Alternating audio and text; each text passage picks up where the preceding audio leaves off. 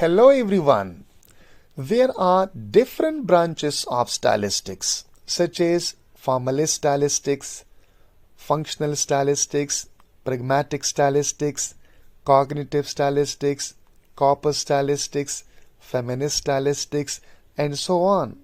But today's lecture will be focusing on formalist stylistics. This lecture will be uploaded in two parts.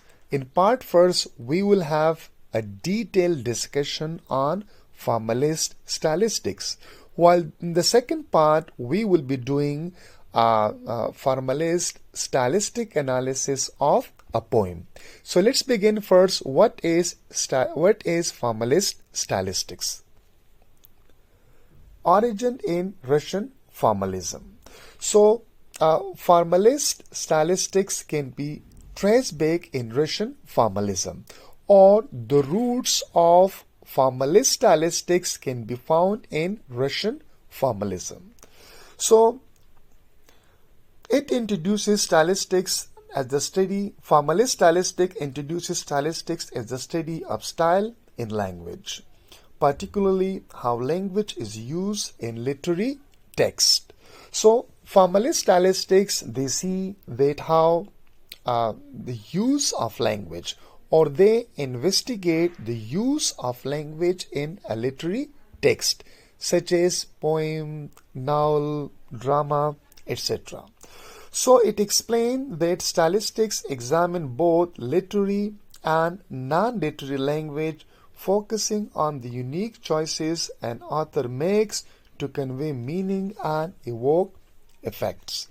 So when we doing stylistic analysis, so stylistic analysis is not only of a literary text, it can be also of a non-literary text. For example, of a newspaper, of an article, okay, of a conversation, of a talk show, right?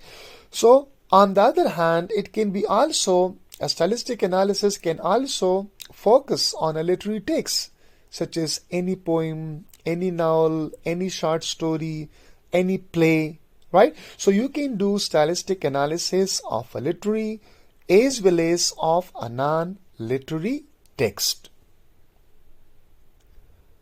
Historical context of formalist stylistics. Stylistics as a field emerged in early 20th century, deeply influenced by Russian formalism. As in the beginning I told that the roots of stylistics can be found in Russian formalism, right?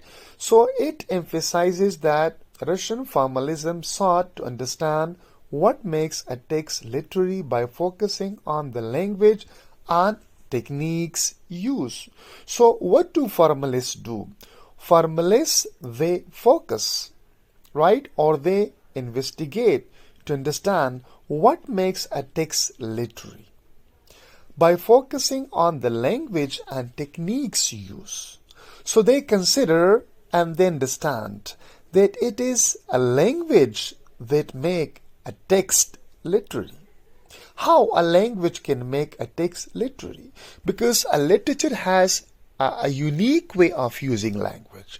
For example, there'll be defamiliarization, there'll be de-atomization, there'll be deviation, there'll be parallel structure, right? There'll be repetition, and there'll be figurative language. So these are the different and unique way of using language in a literary text, and this is what they think make a literary language different from non-literary one. Russian formalism and overview. Russian formalism was a literary movement in Russia from approximately in 1915 to 1930s.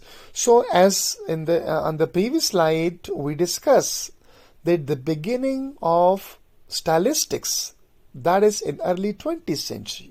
So what was going on in early 20th century? There was a literary movement, and that movement is known as Russian formalism. So it comes out from Russian formalism, or it was a Russian formalism, this literary movement, which gave a passage, a route to stylistics, particularly to formalist stylistics. Formalist aimed to treat literature as an object of scientific study, focusing on its form and language rather than its content or social context. So, before Russian formalist, the focus was given to two things. One was the social context, and one was the content, the substance, the subject matter. So when somebody was doing analysis of a poem, right, or critical analysis of a poem, or just analysis of a literary text, so they focus on the content, the subject matter, the substance, as well as the social context in which a text was produced. Right? Like, for example, if you wanted to analyze the character of Hamlet or any Shakespeare play, so you'll have to focus on the social and political context in which this play was produced. Right? And what is the substance and the content without focusing on the unique tools of language or the techniques of language. For example, the role of phonology, the role of morphology, the role of syntax, the role of discourse, right? And the role of pragmatic. So these all linguistic features were kept aside. So that's why it was then formalist stylistics which make a literary text scientific.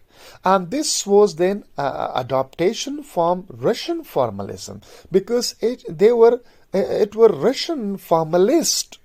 For the first time, they make a scientific study of a literary text, and later on, this technique was adopted by formalist stylistics, and they also analyze a text the way Russian formalists they did. Key idea: what makes literature literary?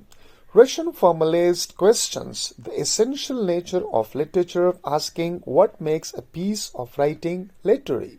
And their answer was that literature is distinguished by the language it uses and the way it manipulates language to create effects and meaning.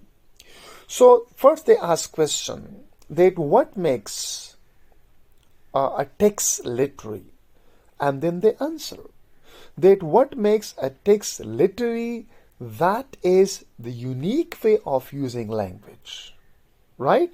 Sometimes you will deviate from the expected norms of a language. Sometimes you are going to foreground an idea or concept, right? Now these level includes phonological level, morphological level, syntax level, discourse level, pragmatic level, right? So, I mean that you have to use language in a unique way in order to manipulate language to create effects and meaning. Now, key focus of Russian formalism. Language as the core of literature, right? What they thought. So Russian formalists emphasize that literature is primarily about language rather than just content or narrative. So what was previously thought, the critics, they thought, right, that literature is about the context in which a literary text was produced, or it was a kind of narrative. But now Russian formalists, they rejected this idea. They say that no, literature is primarily about language, that how language is used and how meanings are created by using language differently in a piece of text. Fine. So they focus on the unique ways language is used in literature distinct from everyday communication. Right? As I told that in everyday communication, we don't foreground something, we don't deviate language, we don't use parallel structure, we don't use repetition, we don't use that much figurative language, right? Metaphor, simile, we do use also in everyday situation, in everyday language, but the use will be quite little compared to a literary piece of text.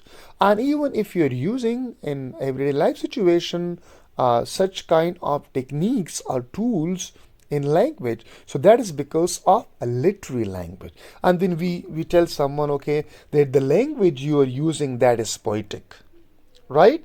The language you are using, that is a literary one. Okay, even we tell a person, because we know that the figure of speech here she's using, right?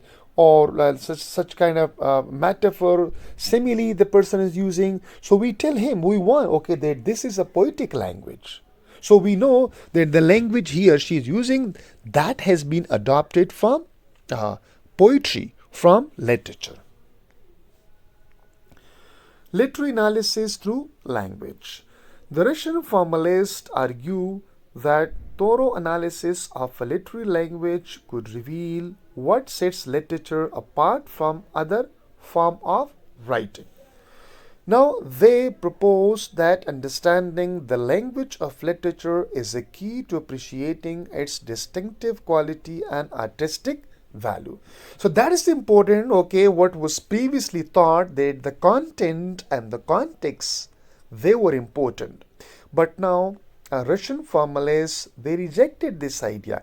They say that in order to understand literature or a literary piece of work, it's important to understand the language of that literary text. What are the distinctive quality and artistic value of a language that is used in a literary text? Fine. So this was their focus. Introduction to the key concept by Russian formalists, that is deviation. Definition. Deviation refers to how literary language diverge from ordinary everyday language. The purpose is that this deviation is often deliberate, designed to create aesthetic effect and how to draw attention to the language itself. What will be the impact of the deviation? By examining these departures, Russian formalists sought to understand how literary language catches the reader's attentions and stand out as spatial or artistic. So this slide has three parts. First, it defines, right, what is deviation. It refers to how literary language diverges from ordinary everyday language. So when you break the expected norms of a language, or you are using language in a unique way that is different from ordinary language, this is called deviation. And mostly we can find deviation in poetry. So what is the purpose of deviation? The purpose is that this deviation is often deliberate. Intentionally, the poets or the author, they deviate, designed to create aesthetic effect and to draw attention to the language itself. So they are deviating language, or they deviate language because to create aesthetic effect on the mind of the reader, or to draw their attention, right? To draw their attention, to focus that why certain ideas have been deviated by using language or by using distinct type of language. So the third part of this slide, that is the impact. What will be the impact of deviation? By examining these departure, Russian formalists sought to understand how literary language catches the reader's attention and stand out a spatial, that is called spatial or artistic effect on the mind of the reader. So this is the impact. Now the idea of foregrounding, that was also given by Russian formalists, and we can also find this idea in formalist stylistics. So definition. Foregrounding is the technique of making certain elements in a text more prominent or noticeable. So, this foregrounding is achieved through deviation or parallelism. Now, what occurs in foregrounding? Certain ideas or certain concepts are foregrounded. How they are foregrounded? They are foregrounded through deviation. And this deviation can be phonological deviation, syntactic deviation, morphological deviation, graphological deviation, discourse deviation, pragmatic deviation, right? So they deviate, okay, or they foreground through deviation in order to make certain ideas more prominent or more noticeable by the reader. So, what is the purpose of foregrounding? This draws the reader's focus on specific aspects such as certain words, phrases, structures that carry particular meaning or artistic significance. So some ideas are more important, right? Or the writer wants you to focus it deeply. That's why certain ideas are foregrounding. Okay, how they foreground? Through deviation. No, or through parallelism. What will be the effect? The effect will be foregrounding emphasizes patterns and structure that enriches the reader's experience and enhance the aesthetic impact of the text. So this will be then the effect of the foregrounding to have a powerful and positive impact on the mind of the reader, right?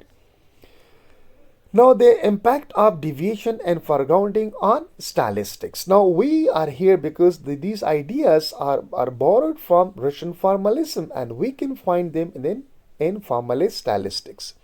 Influence on stylistic, these two concepts, deviation and foregrounding, became the fundamental for the study of stylistics. Stylisticians adopted these two core ideas, deviation and foregrounding, from Russian formalism. Focus on language use in literature. Stylistics develop as a field that emphasizes that how language is specifically crafted and used within literary contexts. The focus is on analyzing the distinctive quality of literary language while still acknowledges its ties to ordinary language.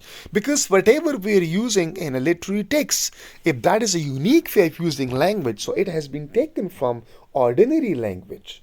Because phonology and morphology and syntax, discourse and pragmatics, which is an ordinary language, and these ordinary language has been manipulated, has been used differently in a literary text. So still there is a tie between a literary and non-literary language, because this literary language is actually based on non-literary language. If there was no non-literary language, no everyday life language, so perhaps we wouldn't produce literary texts in a unique way or in a distinctive way. Integration with everyday language.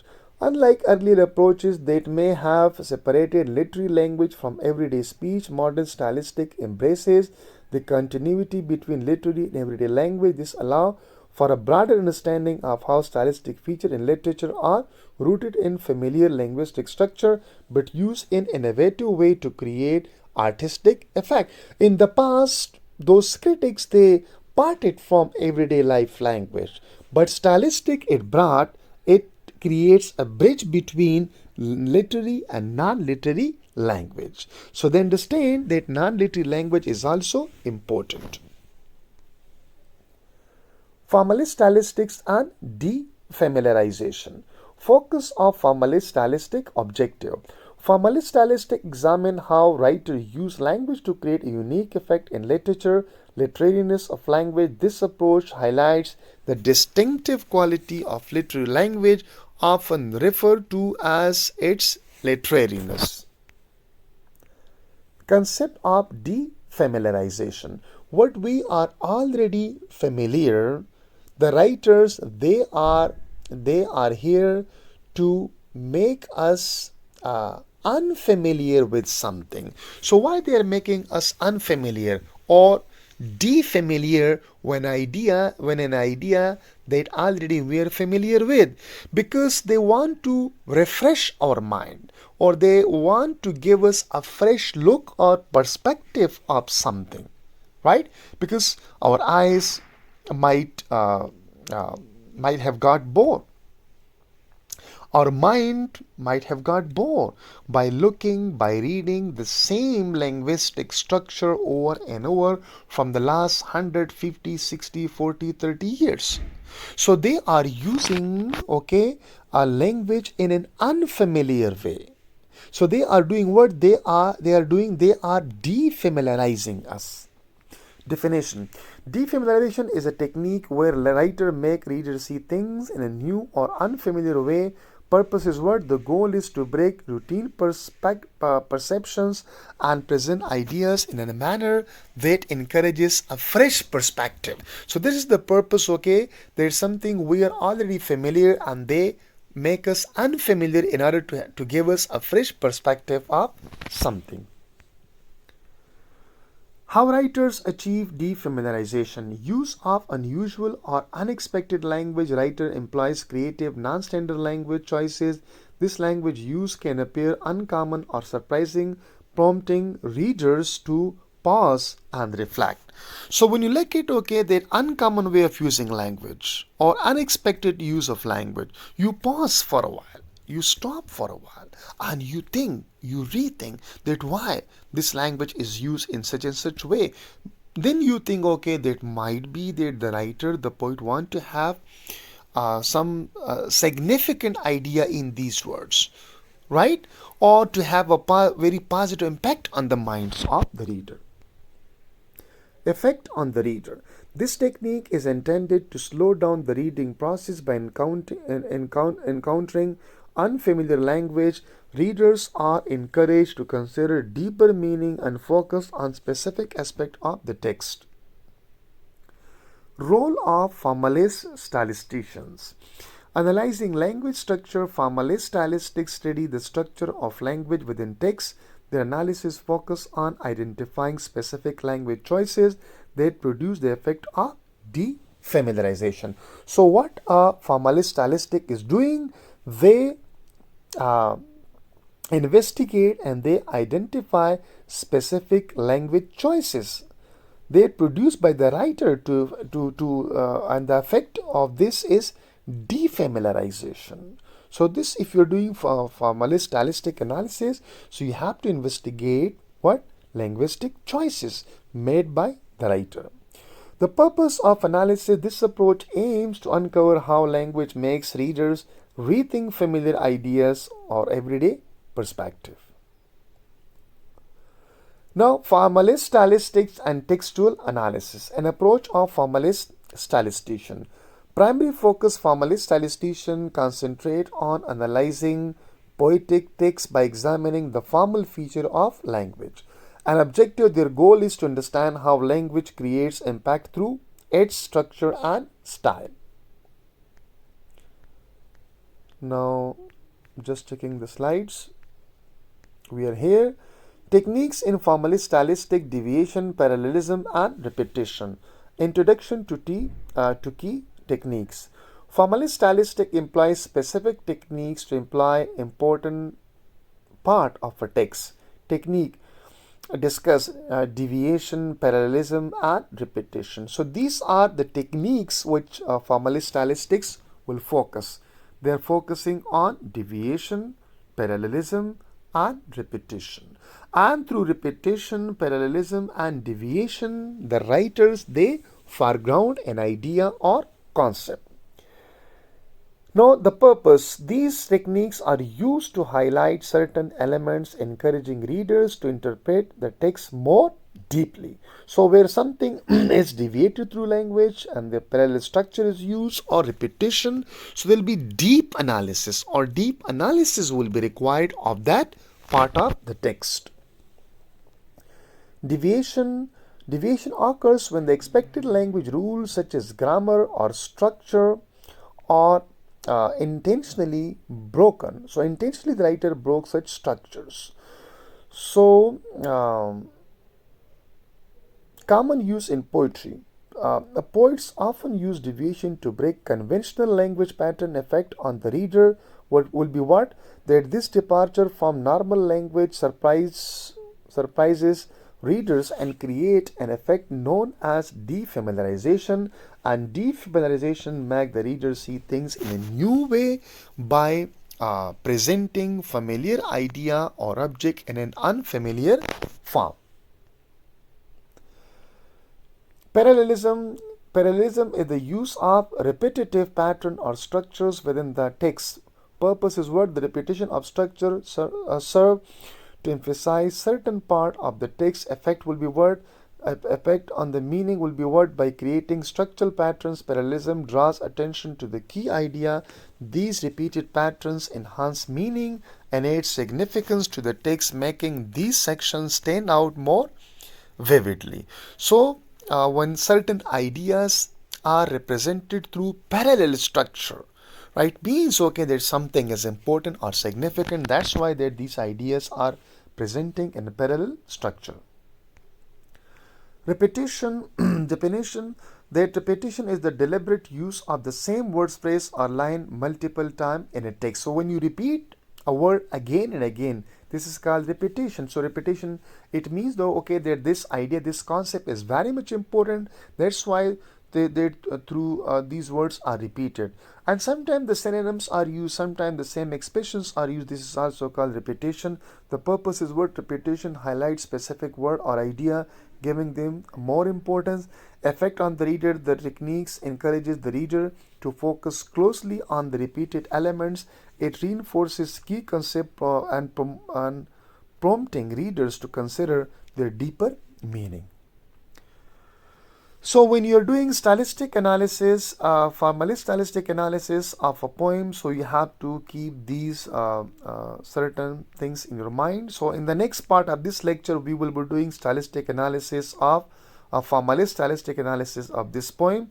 So keep watching and enjoy learning with me. Please don't forget to subscribe and like the channel, and please provide your valuable comment in comment section. Thank you so much.